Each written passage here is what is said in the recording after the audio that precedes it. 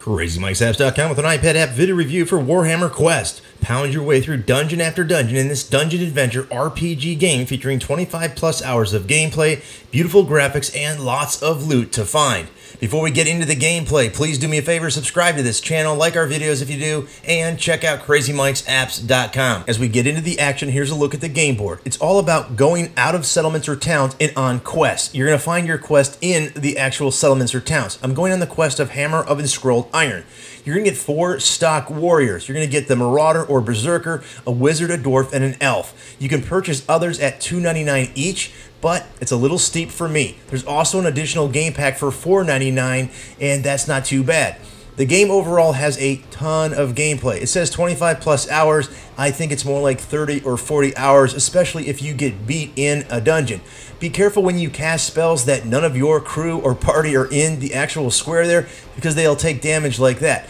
That's what the wizard did, or, well, I did because I am the wizard and I'm the dwarf. In this case, I didn't hurt any of my own party. And that's the way this game goes. At the end of each room battle, you're going to get some loot, you're going to get some gold, typically weapons and things like that. Eventually, you'll finally get to the room where the quest is completed in the dungeon. There's going to be harder enemies in there, but you're going to get better loot, typically a great weapon or an amulet, rare, whatever. It also will get better as you go on and level up your characters.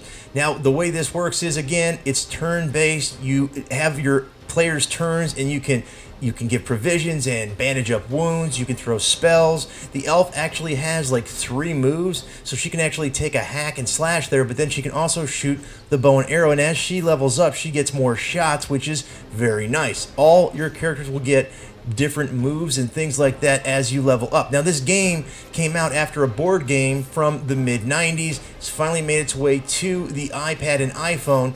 Now, I'm going to show you something that I couldn't figure out for quite a while.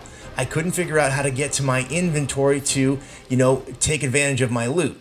At the end, you're going to get your loot, and then in this case, you turn the iPad into portrait mode. The game's played in landscape. I would have never known unless I did a Google search and figured it out. But here's where you take care of it. Your players are on the bottom. Just slide them across, and you'll see what they can use and what they can't.